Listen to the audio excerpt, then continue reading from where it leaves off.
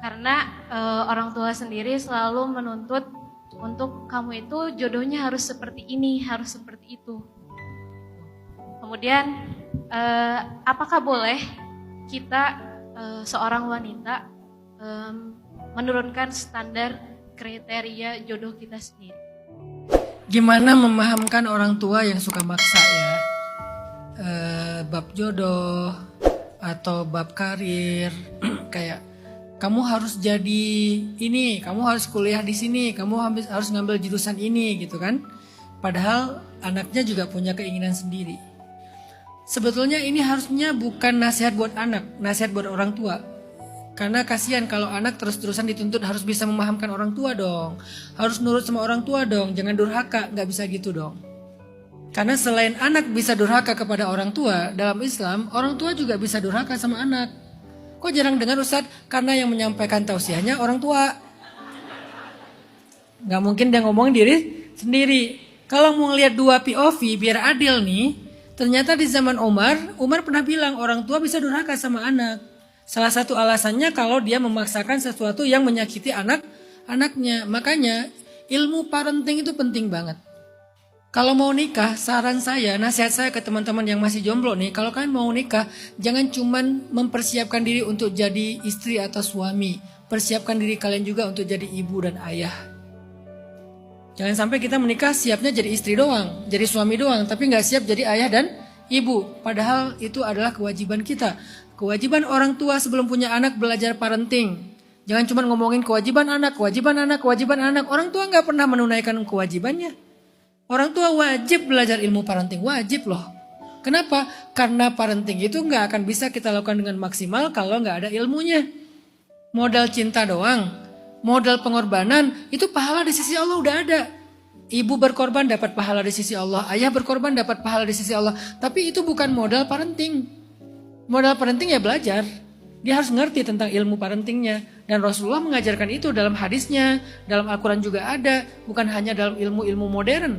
Di Al-Quran ada, di hadis ada. Bagaimana parentingnya Ibrahim, bagaimana parentingnya Sayyidah Hajar kepada Ismail. Kok bisa ya Ismail itu gak dendam sama ayahnya? Yang ditinggalkan pas dia masih bayi. Datang-datang mau nyembelih. Kok dia masih nurut sama ayahnya? Kok masih ngomongnya ya abati, wahai ayahku tersayang. Berarti kan hasil dari pendidikan Sayyidah Hajar keren banget kepada Ismail. Sampai bikin Ismail begitu berbakti sama ayahnya yang jarang ketemu. Kenapa sekarang malah ada anak yang marah sama ayahnya gara-gara ibunya? Kamu jangan kayak ayah kamu. Di mana ilmu parenting? Sering banget black campaign ayahnya dengan bahasa kamu jangan kayak ayah ya. Ayah, kamu jangan kayak ibu ya. Jadi ayah dan ibu ini saling memfitnah, muncullah gibah-gibah klub di rumahnya. Klub ayah, klub ibu, saling melempar. Berarti ilmu parentingnya gak belajar dari Ibrahim dan Hajar, gak belajar dari Zakaria, gak belajar dari Yakub. Bagaimana cara Yakub mendidik Yusuf sampai Yusuf terhindar dari fitnah perempuan. Itu ada hubungannya dengan Yakub. Apa ayatnya? Gara-gara melihat wajah Yakub yang diistilahkan dengan burhan. Kalau kita baca tafsir, Nabi Yusuf itu kan digoda sama cewek. Ayatnya wahammat bihi wahamma biha. Cewek itu menginginkan Yusuf, Yusuf menginginkan dia. Sama-sama menginginkan. Bukan Yusuf enggak menginginkan, bukan, menginginkan karena normal Nabi Yusuf ini. Cuman Nabi Yusuf dilindungi dengan burhan. Burhan itu apa? Tiba-tiba di depan wajah Nabi Yusuf muncul wajah Yakub alaihissalam. Wajahnya Yakub sedih. Sehingga Nabi Yusuf merasa enggak enak sama ayahnya, menghindar dari perbuatan dosa. Artinya apa dalam ilmu parenting? Nabi Yakub berhasil memunculkan sebuah rasa respek dari putranya sehingga putra ini terjaga dari dosa-dosa karena menjaga ayahnya. Bisa nggak seorang ayah bikin itu ke anaknya? Kan nggak mungkin orang tua ngejaga anak terus, apalagi sekarang era sosial media. Gimana cara biar anak itu bisa jaga diri gara-gara menjaga orang tuanya? Berarti itu parenting.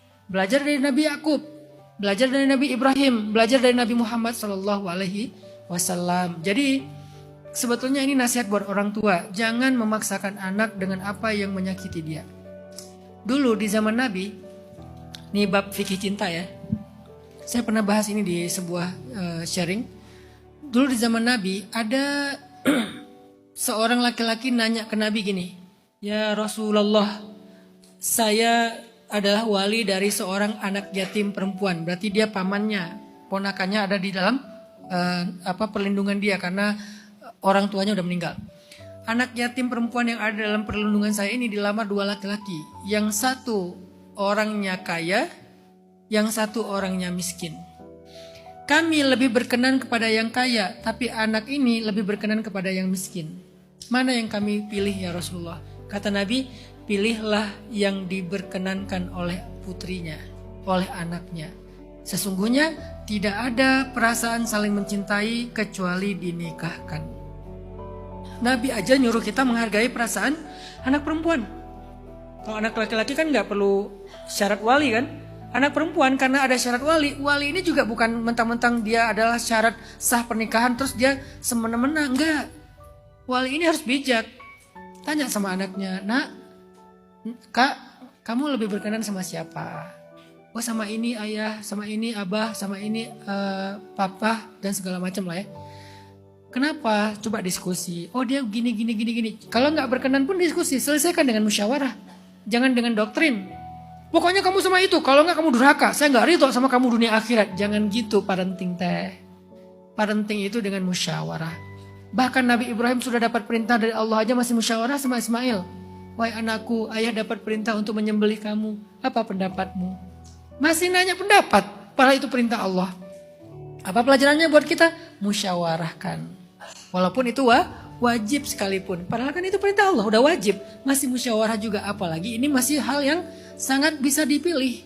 Musyawarah sama anak. Ini, jadi saya nggak mau nasihatin anaknya, saya mau nasihatin orang tuanya walaupun nggak didengar, semoga nanti sampai kepada orang tua. Yang kedua, menurunkan kriteria jodoh boleh nggak? Tergantung alasannya. Kalau alasannya putus asa, jangan. Kayaknya ketinggian deh, makanya saya nggak nikah-nikah. Jangan. Tapi kalau alasannya adalah bukan karena putus asa sih, kayaknya saya lebih cocoknya yang kayak gini. Ya udah nggak apa-apa. Kalau kita membuat kriteria, syaratnya jangan dikte Allah. Kalau dikasihnya nggak sesuai kriteria, ambil yang pelajaran tadi tentang doa. Allah mengabulkan doa kita persis, atau lebih baik, atau dihindarkan dari keburukan. Bisa jadi yang kita pakai kriteria itu orangnya nggak baik buat kita. Memang dalam kriteria ini baik, tapi ada efek lain yang nggak baik. Allah hindarkan kita dari dia. Tetap aja membuat kriteria bagian dari roja, bagian dari berharap kepada Allah. Dan tidaklah seorang hamba berharap kepada Allah yang baik-baik, kecuali Allah berikan sama persis atau lebih baik dari itu, atau dihindarkan dari keburukan yang sama dengan kebaikan itu. Kalau alasannya putus asa, jangan. Kalau alasannya kayaknya nggak dikabulkan, jangan. Tapi kalau alasannya kayaknya ini lebih cocok deh buat saya, oke, nggak apa-apa. Tergantung alasannya apa. Allahu a'lam. Masya Allah.